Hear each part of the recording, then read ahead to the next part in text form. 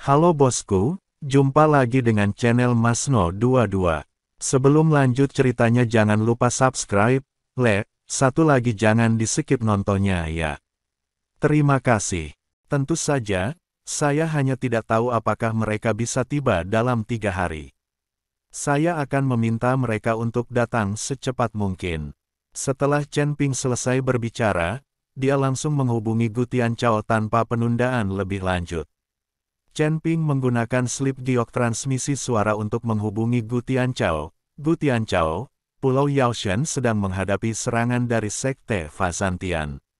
Segera bawa orang-orang dari Sekte Liang Yi untuk mendukung Anda. Anda dapat menggunakan susunan teleportasi dari Master Pengobatan Asosiasi. Anda harus tiba secepat mungkin. Petik 2. Setelah Gu Tianchao menerima perintah Chen Ping, dia segera memimpin orang-orang dari Sekte Liang Yi ke Pulau Yaoshan. Setelah Chen Ping mengucapkan beberapa patah kata kepada Ouyang Xing, dia memimpin Liu Ruyan dan Ni Heng ke Gunung Yaoding. Dalam 3 hari, Chen Ping harus memanfaatkan setiap menit dan detik dengan sebaik-baiknya. Gunung Yaoding misterius dan kuno. Gunung ini dipenuhi dengan energi spiritual yang kaya dan suasana misterius.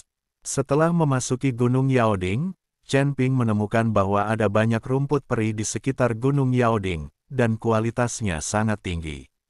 Rerumputan peri ini berkilau dengan cahaya aneh di bawah sinar matahari, seolah menceritakan betapa berharganya dan misterinya. Wow, banyak sekali rumput peri. Seru Ni Heng penuh semangat, matanya penuh keserakahan dan keterkejutan. Liu Ruyan juga tertarik dengan pemandangan di depannya, dan tidak bisa menahan diri untuk tidak berseru, ini benar-benar tanah harta karun rumput peri.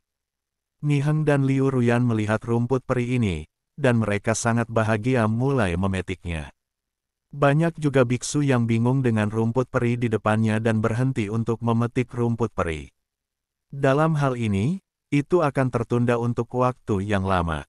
Beberapa biksu meliriknya dan menuju Gunung Kuali Obat tanpa henti. Mereka tahu bahwa mungkin ada lebih banyak harta dan warisan berharga yang tersembunyi di kedalaman Gunung Yaoding. Oke, berhenti memilih, kita harus cepat, kata Chen Ping kepada Liu Ruyan dan Ni Heng. Dia tahu di dalam hatinya bahwa tujuan memasuki Gunung Yaoding adalah untuk warisan Dewa Pengobatan, bukan untuk rumput peri kecil ini. Oke, meskipun Liu Ruyan dan Ni Heng sedikit enggan, mereka tetap mendengarkan kata-kata Chen Ping dan berhenti memilih. Tepat setelah Ni Heng melihat rumput peri dan berencana memetiknya, tanah tiba-tiba bergetar. Ditemani oleh auman monster, monster ular hitam besar bergegas keluar dari tanah dan menuju Ni Heng dengan mulut terbuka dan berdarah. Ular monster itu memiliki tubuh yang besar, sisik hitamnya bersinar dengan cahaya dingin, dan matanya dipenuhi keganasan dan kekejaman. Chen Ping, dengan penglihatan yang cepat dan tangan yang cepat, tiba-tiba meraih Ni Heng dan Liu Ruyan, dan menggunakan langkah pengendalian tembakan untuk menghindari serangan ular iblis. Namun, masih ada beberapa biksu yang dengan senang hati memetik rumput peri. Kemunculan ular iblis yang tiba-tiba membuat mereka lengah. Seorang biksu dengan cepat ditelan oleh ular iblis itu. Dia bahkan tidak sempat berteriak sebelum dia menghilang ke dalam mulut ular iblis itu. Monster, bagaimana bisa ada monster di sini?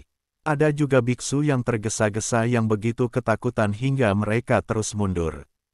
Ketika kami memasuki Gunung Yaoding, Guru Tao Ouyang memperingatkan apoteker dengan kekuatan rendah untuk tidak memasuki Gunung Yaoding. Itu akan berbahaya, tetapi tidak ada yang mendengarkan. Seorang biksu berpengalaman berkata, wajahnya penuh ketidakberdayaan dan penyesalan. Sepertinya ada banyak monster di Gunung Yaoding. Tanpa kekuatan, mereka benar-benar berbahaya. Semua biksu yang tersisa memiliki rasa malu di wajah mereka. Kebanyakan dari mereka yang tertarik dengan rumput peri dan berhenti adalah apoteker tingkat rendah. Awalnya, mereka tidak mempercayai kata-kata Ouyang Xing sama sekali. Tetapi sekarang kemunculan ular iblis yang tiba-tiba itu langsung membuat takut orang-orang ini, dan beberapa bahkan mundur. Apa yang bisa kita lakukan? Apakah kita akan mati di sini? Seorang biksu yang pemalu berkata dengan gemetar. Jangan panik semuanya, ayo kita hadapi monster ular ini bersama-sama. Teriak Chen Ping keras, mencoba menenangkan emosi semua orang. Namun, ular iblis itu tidak memberi mereka kesempatan untuk bernapas dan melancarkan serangan lagi. Ekornya menyapu, menimbulkan hembusan angin. Chen Ping menghindar dan menghindari serangan ular iblis itu. Pada saat yang sama, dia mengembunkan bola api di tangannya dan melemparkannya ke arah ular iblis itu. Ular iblis itu terkena api dan mengeluarkan raungan kesakitan, namun ia tidak bergeming, melainkan menyerang semua orang dengan lebih gila. Akhirnya, Chen Ping melihat peluang yang tepat dan menusuk ular iblis itu di bagian vital dengan pedang. Ular iblis itu jatuh ke tanah dan menghilang menjadi bola asap hitam. Akhirnya terpecahkan. Petik 2. Namun kali ini, semua orang juga tahu bahwa harta karun di Gunung Yaoding tidak begitu mudah didapat, dan mereka bisa kehilangan nyawa. Gunung Kuali Obat ini penuh dengan bahaya. Jika Anda merasa tidak cukup kuat, Anda harus pergi agar tidak mempertaruhkan nyawa Anda. Chen Ping dengan ramah menasihati beberapa apoteker. Setelah perjuangan psikologis ini, beberapa apoteker mulai mundur. Setelah berterima kasih kepada Chen Ping, mereka berbalik dan keluar dari Medicine Cauldron Mountain. Chen Ping membawa Liu Ruyan dan Ni Heng dan melanjutkan menuju kedalaman Gunung Yaoding. Pada saat ini, seorang pria dan wanita di antara para biksu tadi berlari menuju Chen Ping dengan cepat. Rekan Daois Chen, tunggu sebentar. Seorang kultivator pria berteriak ke arah Chen Ping. Chen Ping menoleh untuk melihat pria dan wanita itu, dan bertanya dengan bingung, apakah Anda baik-baik saja? Rekan Daois Chen, kami juga apoteker di wilayah tengah dan anggota asosiasi apoteker. Saya melihat Anda baik-baik saja, hubungan dengan kami, Presiden Chen. Saya tidak tahu. Bolehkah kami pergi bersama Anda? Kultivator laki-laki bertanya kepada Chen Ping. Ikutlah denganku. Chen Ping sedikit mengernyit. Ketika kultivator wanita melihat ini, dia buru-buru berkata, kami mengikuti rekan Daois Chen, dan kami jelas tidak membagi masalah dengan rekan Daois Chen. Semua yang kami dapatkan di Gunung Yaoding adalah milik Chen. Semua teman tahu. Petik 2. Kami hanya berharap dengan mengikuti rekan Daois Chen, kami dapat memperoleh beberapa petunjuk dari rekan Daois Chen, yang akan sangat bermanfaat. Ya, Daoyou Chen masih muda dan menjanjikan, dan dia bahkan menyembuhkan penyakit aneh Pangeran Xiao. Kami hanya ingin mempelajari beberapa keterampilan medis yang berguna dari Daoyou Chen. Kultivator laki-laki juga berkata dengan cepat. Chen Ping tidak berbicara, alisnya masih rapat.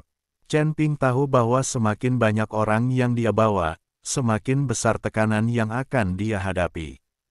Bagaimanapun, kedua apoteker itu tidak kuat, Anda harus melindungi diri Anda sendiri. Jika rekan Daois Chen dalam masalah, kami tidak akan mengganggu Anda. Petik 2. Kultivator laki-laki melihat ini dan berkata dengan sedikit kecewa. Presiden Chen juga memberitahu kami bahwa dia ingin kami belajar lebih banyak dari rekan Daois Chen.